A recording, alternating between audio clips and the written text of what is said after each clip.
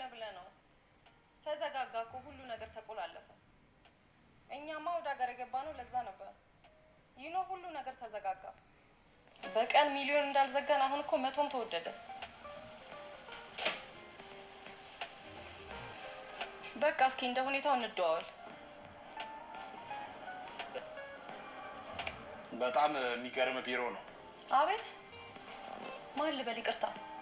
ይገርምሻል፣ የሰው ልጅ በጥያቄ የተሞላ ቅል ነው።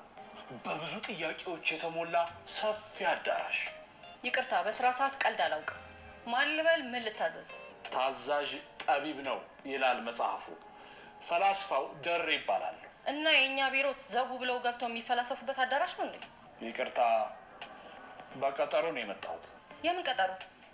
ምን መሰለሽ፣ ሀሳብ ላይ ኢንቨስት እንደምታደርጉ ሰምቼ ነው የመጣሁት። ኦ ለሱ ነው እንዴ? የሀሳብ ሰውማ ክብር ይገባዋል። የሚገርምሽ ተግባር የራቀን ምላሳሙን እየተከተልን ነው። አልገባኝም። ግን ስለቱ ምንድን ነው? አዲስ የፍልስፍና አይነት ነው የማራምደው። በሀሳብ ያልተስማማውን በስለት ማሳመን የዘመኑ ብልሃት ነው። ውይ በፍጹም ከፈላስፋው የማይጠበቅ ፍልስፍና ነው። ለምን ሲባል የአሜሪካ ፍልስፍና አባብለው እምቢ ካለ በለው የሚል ነው። ራሻና ቻይና እነዚህ የተለያዩ ሀገራት ኦኬ፣ ዓለም አቀፍ ፍልስፍና ነው። አሁና ነው እንደ ሀገሩ ቢለያይ ነው። መርምሮ ማሰር ወይም አስሮ መመርመር በዩ። ተው አልለውም። አንተ ካልከው በቂ ነው። እሺ ምን ነበር ሀሳቡ? መጀመሪያ በጀቱን ልቀቁልኝ። በጀቱን ምን ማለት ነው? ሀሳቡ ሳይታይ አዋጭነቱ ሳይመረመር? ለምን መሰለሽ፣ ኑሮ በጣም እያስጨነቀኝ ስለሆነ ማሰብ አልቻልኩ። በጀቱን ብትለቁልኝ ግን አስብና ከዛ በኋላ አብረን እንበለጽጋለን። በጣም ቀልደኛ ነህ። አይደለሁም፣ አትሳሳች። በሆንማ በሱ ዘርፍ ላይ ሰማራ ነበር። እኛ ላልታሰበ ሀሳብ የምንለቀው በጀት የለንም። ለምን ሲባል ሪስክ ነዋ። ይቅርታ፣ ሌላ ጉዳይ አለኝ። ውጣልኝ። ማለት እንዲሁ በቀላሉ ማለት አትወጣም? እሺ ወይ እንደራደር። የምን ድርድር?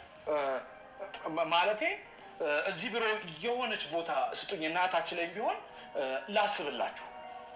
ማለት ይኸውልሽ እናንተ ቢዚ ናችሁ፣ እኛ ደግሞ ስራ የለን። ስለዚህ እናስብላችሁ፣ ላስብላችሁ፣ ልጨነቅላችሁ፣ ልጠረብላችሁ።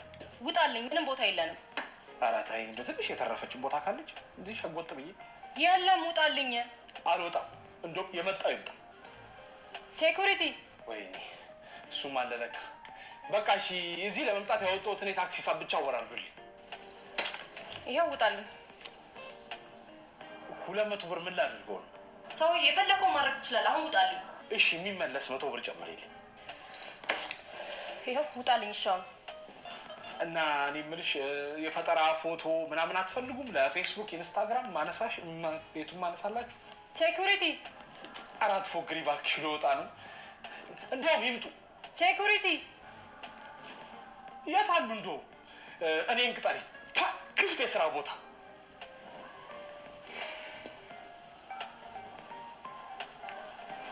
ሴኩሪቲ። አቤት። ኧረ እናቴ ቅጠሪ በእናቴ። ካርቱን ምናምን ሸከማለሁ። አንተማ ጤነኛ አይደለም።